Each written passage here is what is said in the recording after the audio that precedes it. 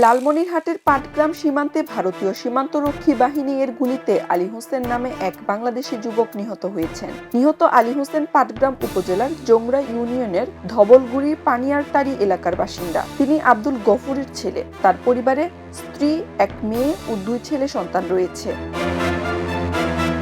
বাংলাদেশ ভারত সীমান্তের প্রধান পিলার 874-এর 5 নম্বর উপপিলার সংলগ্ন সীমান্ত দিয়ে ভারতের গরু পারাপারকারীদের সহায়তায় বাংলাদেশের 7 থেকে 8 জনের গরু পারাপারকারীরা ভারতের প্রায় 200 গজ ভেতরে প্রবেশ করেন। এ সময় ভারতীয় ফালাকাট বিএসএফ সেক্টরের 156 ব্যাটালিয়নের 7 মাথা ক্যাম্পের টহল দলের সদস্যরা তাদের লক্ষ্য করে গুলি ছোড়ে। এ সময় উভয় দেশের চোরা কারবারিরা পালিয়ে গেলেও ঘটনাস্থলে আলী হোসেন নিহত হন।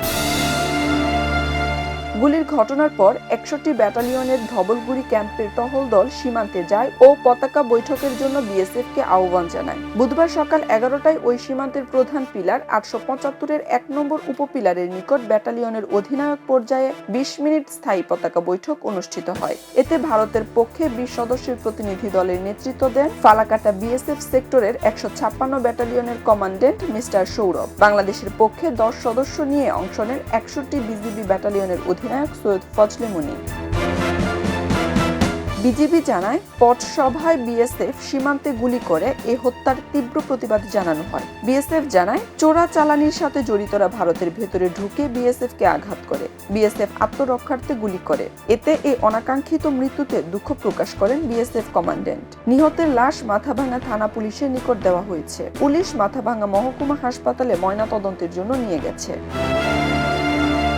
নিহতের বড় ভাই আব্দুল মালিক বলেন, আমার ভাই বিএসএফ এর গুলিতে মারা গেছে। রাতে সীমান্তে গিয়েছিল, এটা মানুষের কাছে শুনেছি। সেখানে ঠিক কি হয়েছে জানি না। এ বিষয়ে জংরা ইউনিয়ন পরিষদের চেয়ারম্যান বলেন, রাতে সীমান্তে গুলির ঘটনা ঘটে। শুনেছি আলী হোসেন নামে আমার ইউনিয়নের একজন ব্যক্তি গুলিতে মারা গেছেন। 61 বিজিবি ব্যাটালিয়নের অধিনায়ক সৈয়দ ফজলে মুনির বলেন, বিএসএফ এর গুলিতে নিহতের ঘটনা কোনোভাবেই গ্রহণযোগ্য নয়। আমরা এই ঘটনায় তীব্র প্রতিবাদ জানিয়েছি। তারা দুঃখ প্রকাশ করেছে।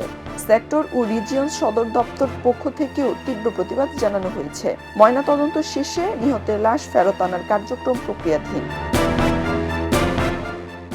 খবরের কাগজ, নিখাত, নির্ভীক, নিরপেক্ষ।